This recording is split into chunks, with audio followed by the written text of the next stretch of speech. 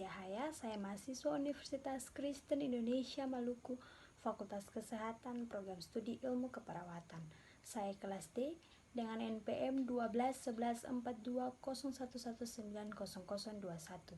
Di video ini saya akan menjelaskan tentang salah satu gangguan pada sistem kardiovaskuler, yaitu hipertensi. Selamat menyaksikan. Jadi teman-teman, pertama-tama kita perlu tahu apa itu hipertensi. Hipertensi atau tekanan darah tinggi adalah peningkatan tekanan darah di dalam arteri. Arteri sendiri adalah pembuluh darah yang mengangkut darah dari jantung dan dialirkan ke seluruh jaringan dan organ tubuh. Tekanan darah tinggi atau hipertensi bukan berarti emosi yang berlebihan, walaupun emosi dan stres dapat meningkatkan tekanan darah untuk sementara waktu. Seseorang dikatakan terkena hipertensi mempunyai tekanan darah sistolik lebih dari atau sama dengan 140 dan tekanan darah diastolik lebih dari atau sama dengan 90.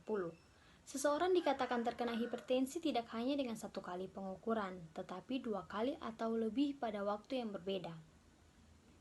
Hipertensi juga adalah salah satu faktor resiko untuk terjadinya stroke, serangan jantung, gagal jantung, dan merupakan penyebab utama terjadinya gagal jantung kronis.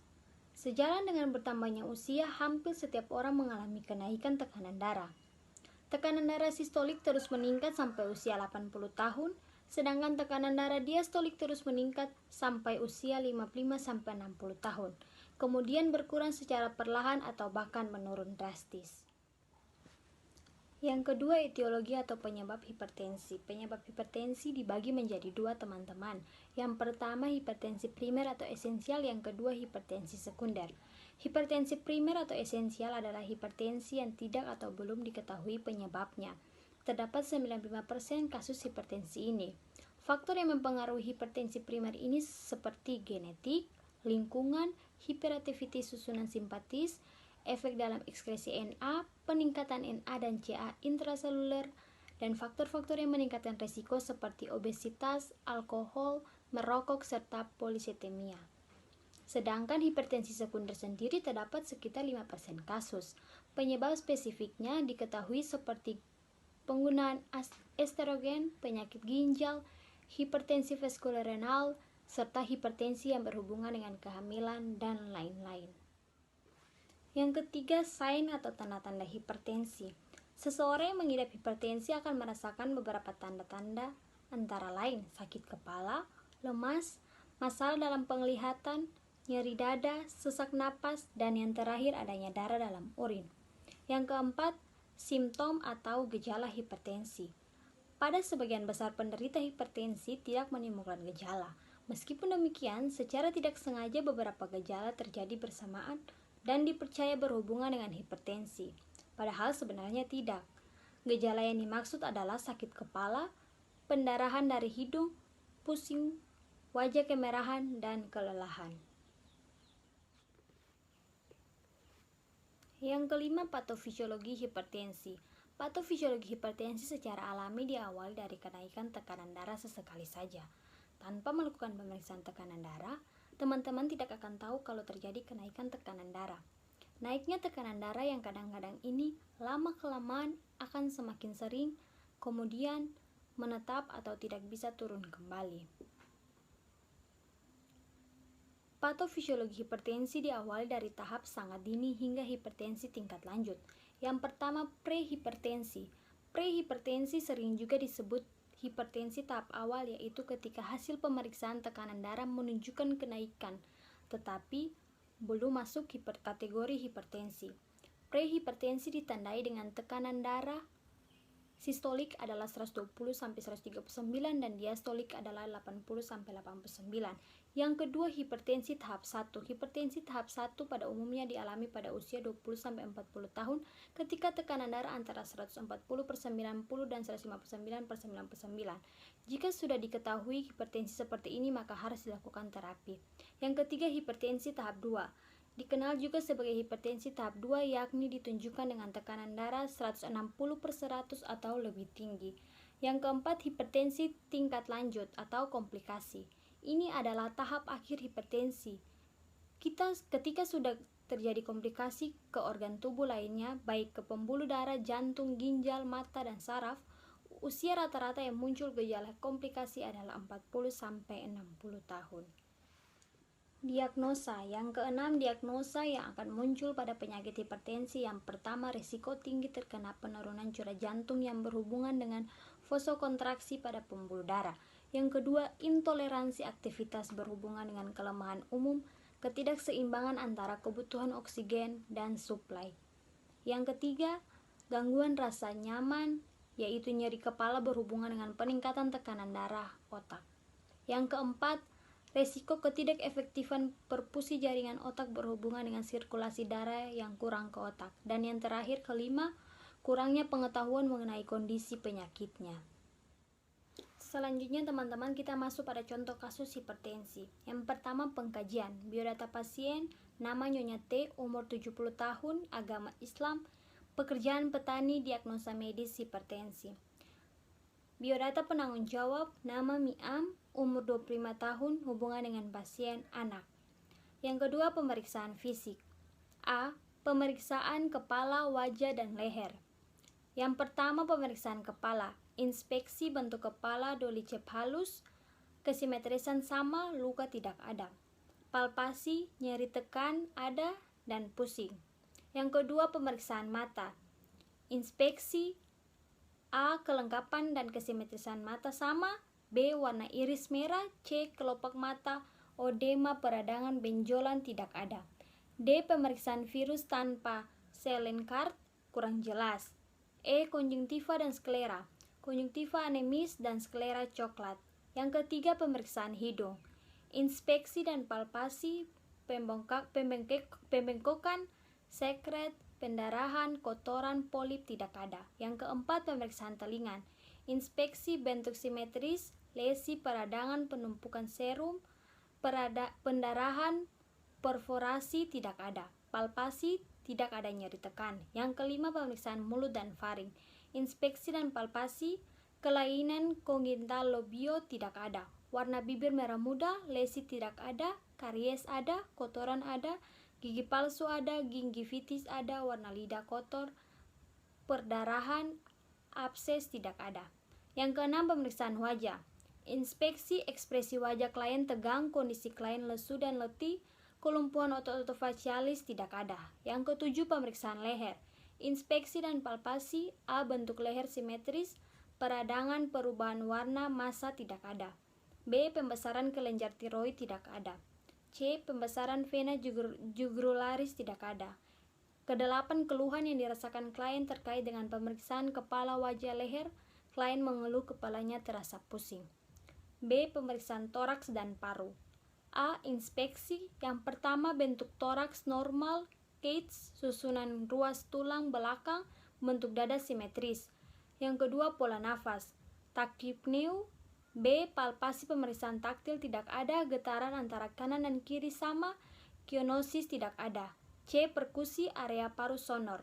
D. Auskultasi. Yang pertama, suara nafas, area vaskular bersih, area bronkial bersih, area bronkivaskular bersih. Yang kedua, suara ucapan, egoponi tidak ada.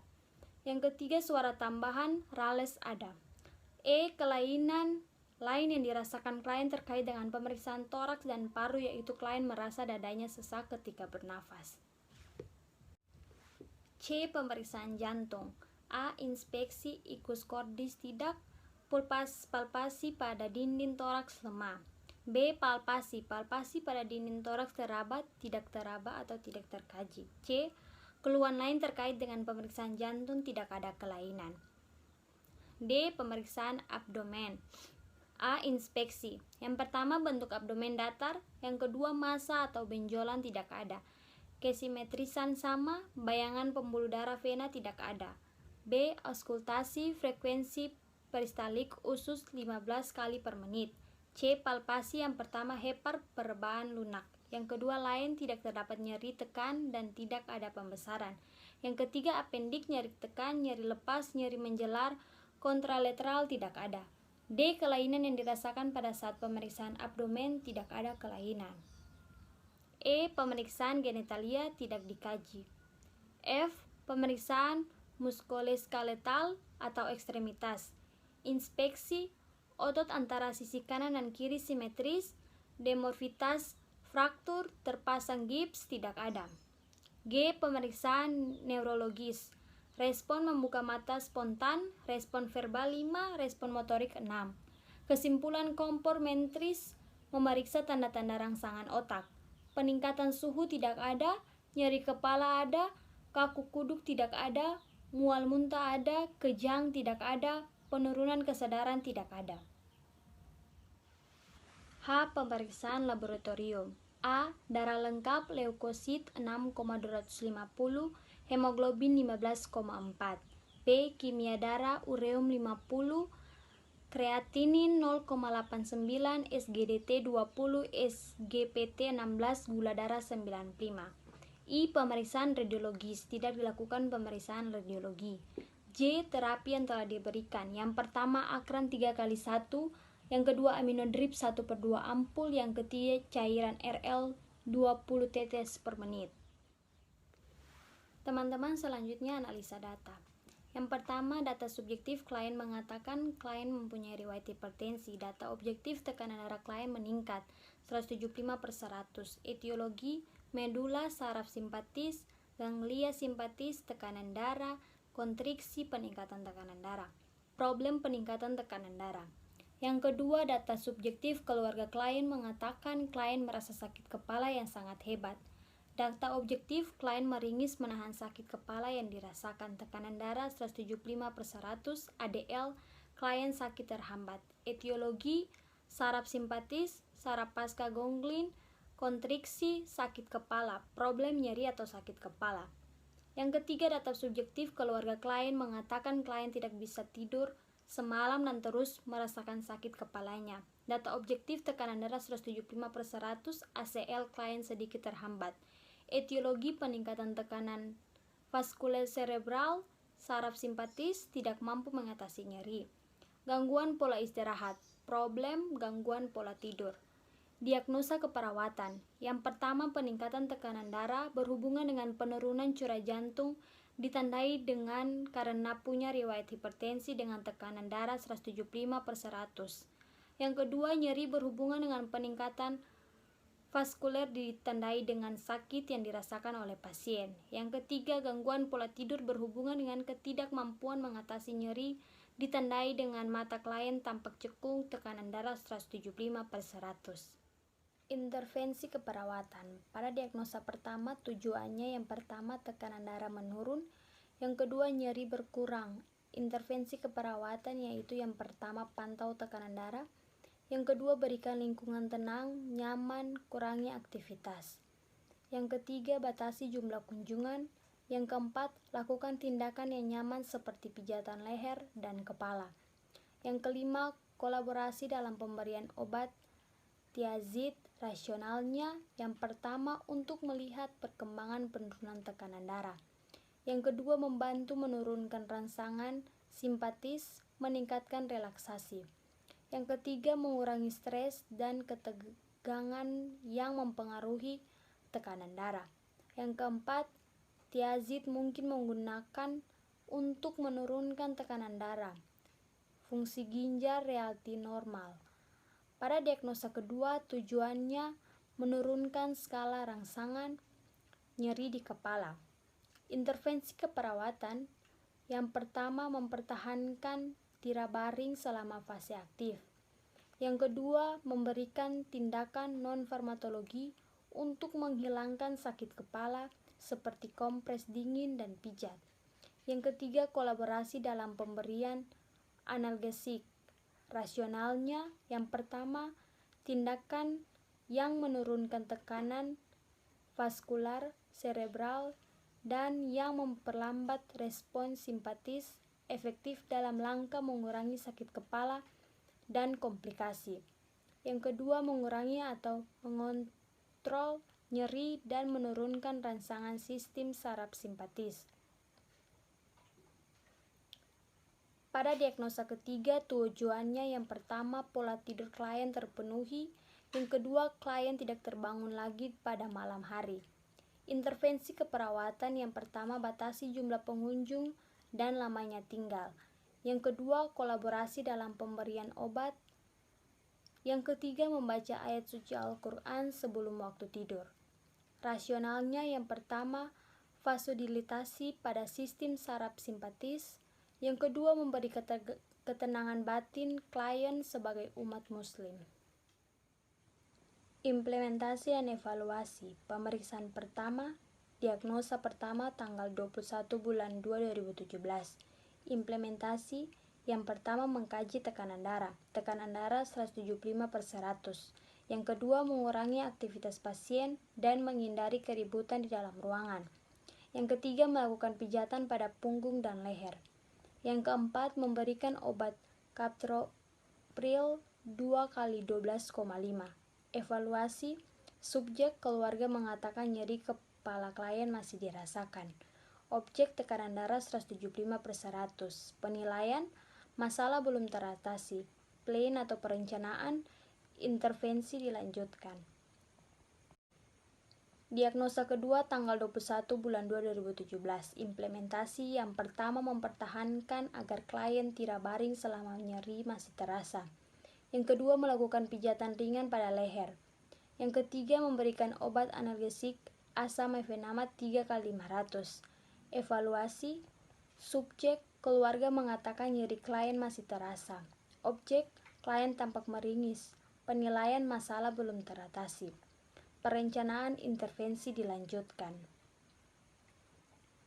Diagnosa ketiga tanggal 21 bulan 2 2017. Implementasi yang pertama, menganjurkan keluarga yang berkunjung agar tidak terlalu ramai dan ribut. Yang kedua, membacakan ayat-ayat suci Al-Quran sebelum klien istirahat. Evaluasi, subjek keluarga mengatakan klien masih sering terbangun. Objek, mata klien tampak cekung. Penilaian, masalah belum teratasi. Perencanaan intervensi dilanjutkan. Pemeriksaan kedua. Diagnosa pertama tanggal 22 bulan 2 2017. Implementasi yang pertama, mengkaji tekanan darah 150/100. Yang kedua, mengurangi aktivitas pasien dan menghindari keributan dalam ruangan. Yang ketiga, melakukan pijatan pada punggung dan leher. Yang keempat, memberikan obat captopril 2x12,5. Evaluasi, subjek keluarga mengatakan nyeri kepala klien terkadang masih dirasakan. Objek, tekanan darah 150/100. Penilaian, masalah sebagian teratasi. Perencanaan intervensi dilanjutkan. Diagnosa kedua tanggal 22 bulan 2 2017. Implementasi yang pertama, mempertahankan agar klien tidak baring selama nyeri masih terasa. Yang kedua, melakukan pijatan ringan pada leher. Yang ketiga, memberikan obat analgesik asam mefenamat 3x500. Evaluasi, subjek keluarga mengatakan sekali-kali nyeri klien masih terasa. Objek, klien tampak meringis. Penilaian, masalah sebagian teratasi. Perencanaan intervensi dilanjutkan. Diagnosa ketiga tanggal 22 bulan 2 2017. Implementasi yang pertama, menganjurkan keluarga yang berkunjung agar tidak terlalu ramai dan ribut. Yang kedua, membacakan ayat-ayat suci Al-Quran sebelum klien istirahat. Evaluasi, subjek keluarga mengatakan klien masih sering terbangun. Objek, mata klien tampak cekung. Penilaian, masalah belum teratasi. Perencanaan intervensi dilanjutkan. Pemeriksaan ketiga. Diagnosa pertama tanggal 23 bulan 2 2017. Implementasi yang pertama, mengkaji tekanan darah 140/90. Yang kedua, mengurangi aktivitas pasien dan menghindari keributan di dalam ruangan. Yang ketiga, melakukan pijatan pada punggung dan leher. Yang keempat, memberikan obat captopril 2x12,5. Evaluasi, subjek keluarga mengatakan nyeri kepala klien sudah hilang. Objek, tekanan darah 140/90. Penilaian, masalah teratasi. Perencanaan intervensi dihentikan. Diagnosa kedua tanggal 23 bulan 2 2017. Implementasi Yang pertama, mempertahankan agar klien tidak baring selama nyeri masih terasa. Yang kedua, melakukan pijatan ringan pada leher. Yang ketiga, memberikan obat analgesik asam mefenamat 3x500. Evaluasi, subjek keluarga mengatakan sekali-kali nyeri masih terasa.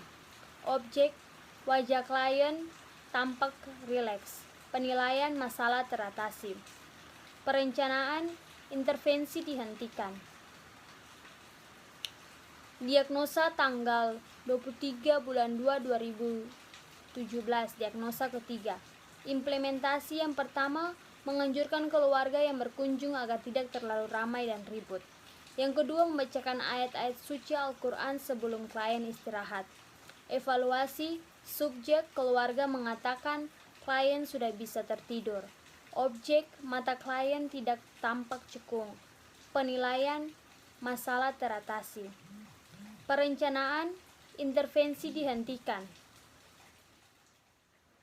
Dari penjelasan saya tentang salah satu gangguan pada sistem kardiovaskular yaitu hipertensi, saya dapat menarik kesimpulan yaitu seseorang dikatakan terkena hipertensi mempunyai tekanan darah sistolik lebih dari atau sama dengan 140 dan tekanan darah diastolik lebih dari atau sama dengan 90.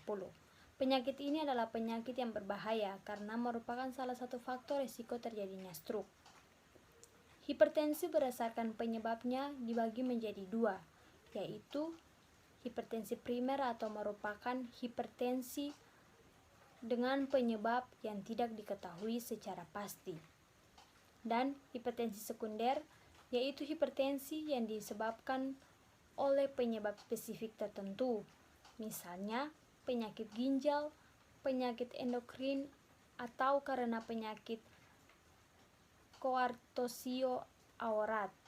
Saran saya, yang pertama selalu menjaga kesehatan karena kesehatan merupakan anugerah yang tak ternilai harganya. Karena di dalam tubuh yang sehat terdapat jiwa yang kuat. Yang kedua, selalu memperhatikan asupan makanan yang masuk dalam tubuh kita. Makanlah makanan yang bergizi tinggi yang dapat memenuhi semua kebutuhan tubuh kita. Yang ketiga, rajin berolahraga. Demikian penjelasan saya tentang gangguan pada sistem kardiovaskular yaitu hipertensi. Semoga video ini dapat bermanfaat bagi teman-teman semua. Terima kasih telah menonton.